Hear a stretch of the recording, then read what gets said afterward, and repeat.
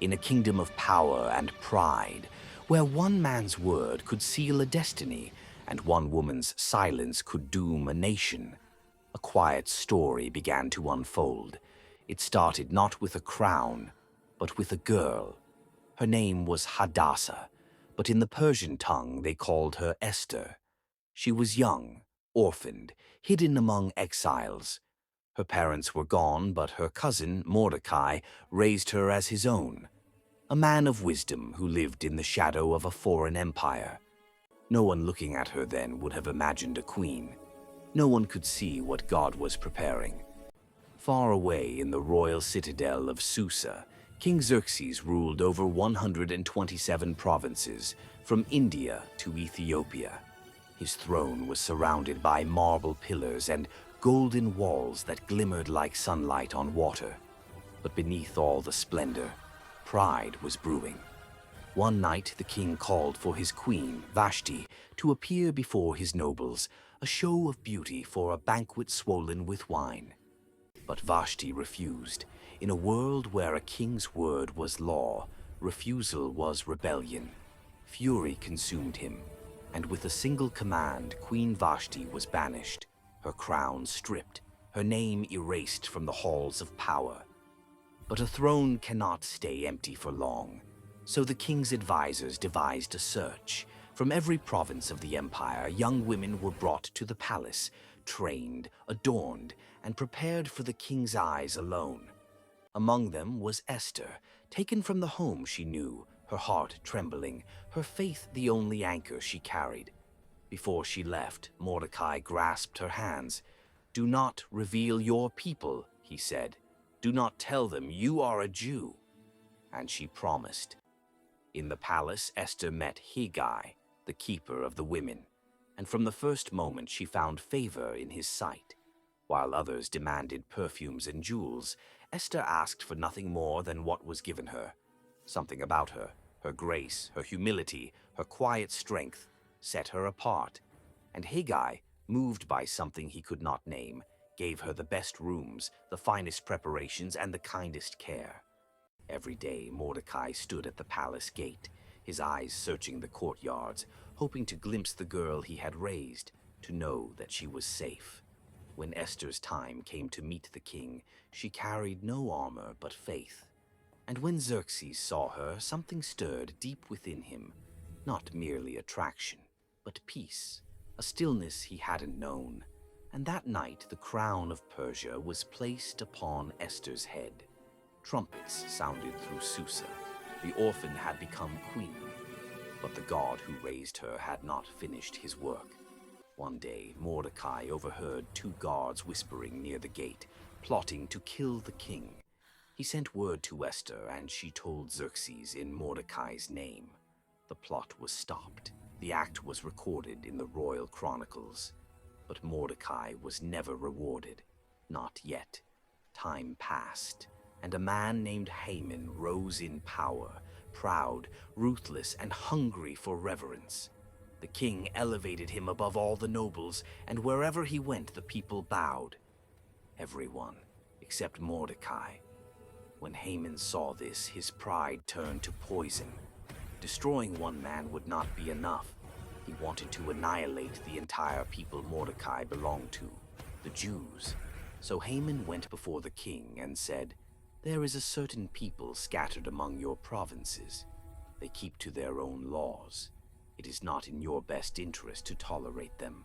The king, weary and trusting, removed his signet ring, the seal of absolute authority, and handed it to Haman. "Do with them as you please."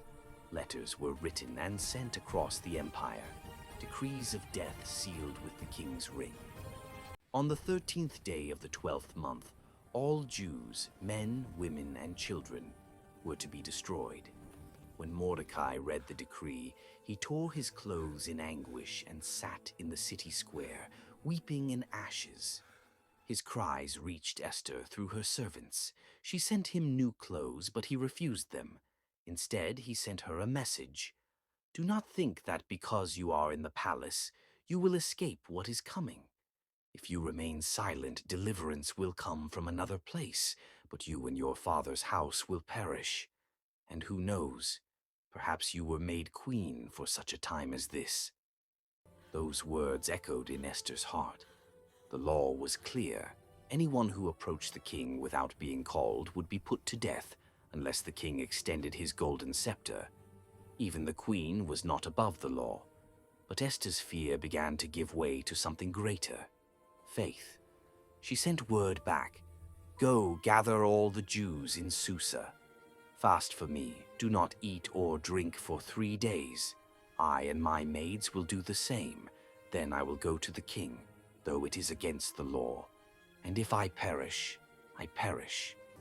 For 3 days and nights, the city of Susa whispered prayers into the dark. Esther prayed, Mordecai prayed, and God, though unseen, was moving. On the 3rd day, Esther dressed in royal robes. Her heart thundered in her chest as she walked the long marble corridor toward the throne room. The guards bowed low, unsure if they were watching a queen or a woman walking to her death. The golden doors opened. King Xerxes sat upon his throne, still and solemn. For a moment, silence. Then the king raised his hand and extended the golden scepter. Life flooded back into Esther's lungs. She stepped forward and touched the tip of it. "What is it, Queen Esther?" the king asked softly. "What is your request?" "Even half the kingdom. It shall be yours." Esther bowed low. "If it pleases the king, let the king and Haman come today to a banquet I have prepared." That night, laughter filled the palace, but Esther's eyes were steady. She was waiting for the right moment. The king asked again, "What is your request, my queen?" She smiled faintly. "Come again tomorrow with Haman, then I will answer." Haman left the feast elated, certain of his favor. But when he saw Mordecai at the gate, still refusing to bow, his joy turned to fury. He ordered a gallows built 75 feet tall to hang Mordecai by morning. But that same night, the king could not sleep. He called for the royal records to be read aloud, and as the scribe turned through the pages, he came upon the account of Mordecai's loyalty, how he had once saved the king's life. "What honor has been given to this man?" Xerxes asked. "Nothing," replied the servant. Just then Haman entered the court. Before he could speak, the king said, "Tell me, what should be done for the man the king delights to honor?" Haman smiled, thinking the words were for him. "Let him wear the king's robe, ride the king's horse, and be led through the city streets, proclaimed as the man the king delights to honor." The king nodded. "Excellent. Go at once. Do this for Mordecai the Jew." Haman froze, but he had no choice. The next morning he paraded Mordecai through the streets, crying out the words meant for himself. His pride shattered. His rage burned hotter than ever. That night Haman came to Esther's second banquet. The air was heavy, the king's curiosity sharper than before. "What is your request, my queen?" Xerxes asked. "It shall be granted you." Esther drew a breath. "If I have found favor in your sight, O king," she said, her voice trembling yet sure, "let my life be spared, and the lives of my people, for we have been sold, I and my people, to be destroyed, killed, and annihilated." The king's face darkened. Who would dare do such a thing? Esther turned, her gaze unflinching. "The enemy and adversary is this wicked Haman." Silence fell. The king rose in fury and stormed into the garden. Haman fell at Esther's feet, begging for his life. But when the king returned and saw him falling upon the queen's couch, he shouted, "Will he even assault the queen in my own house?" God seized Haman immediately, and on the very gallows he had built for Mordecai, Haman was hanged. But the decree of death still stood, sealed by the king's own ring. The law of Persia could not be revoked. Once again, Esther fell before the king.